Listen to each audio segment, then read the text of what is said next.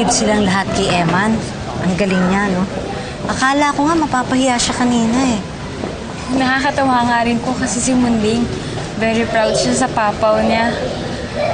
Sana nga po lahat ng lalaki, katulad na ng ni Kuya Eman. Para naman po hindi na ako mahirapan maghanap pa ng boyfriend. Naku ba naman, Maylin? Darating din ang para sa'yo. Mabuti nga hindi siya nagpakulong para sa nanay niya. Mahirap mawala ng ganyang klaseng ama sa pamilya. Oo nga po. Pero, hindi rin po lahat na lalaki katulad ni Kuya Eman.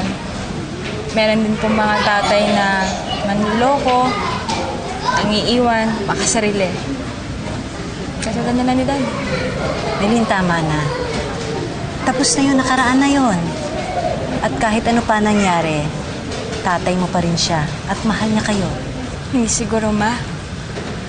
Kasi kung mahal niya kami, mahal niya tayo at may pakialam siya sa pamilya natin. Hindi siya gagawa ng kahit ano na ikasira nito.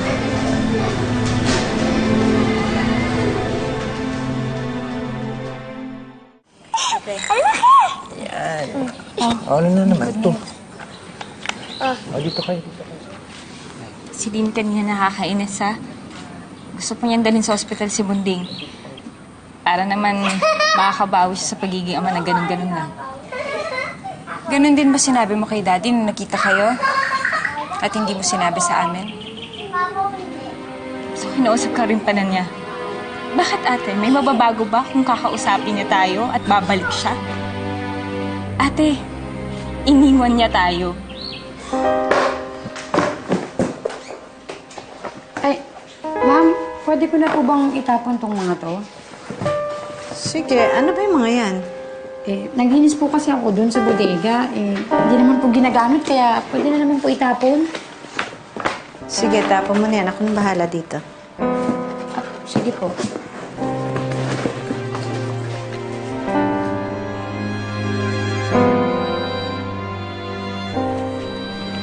Daddy pa rin natin siya, Maylin. So okay lang sa'yo na nakalimutan mo na lahat. Ate, pinagpalit niya tayo. Pinagpalit niya yung pamilya niya. Noon yun, pero ngayon... Ate, tama na.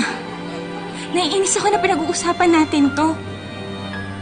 Hayaan mo na siya, kalimutan mo na siya. At kung pwede lang, huwag mo na sabihin to kay Mama. Kasi ayoko sumama yung loob niya. Ay, init! Init?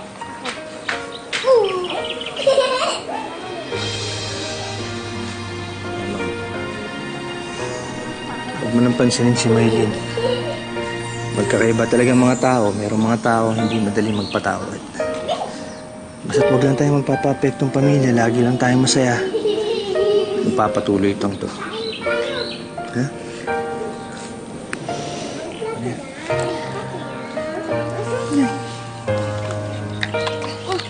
Ano yung niluluto niyo?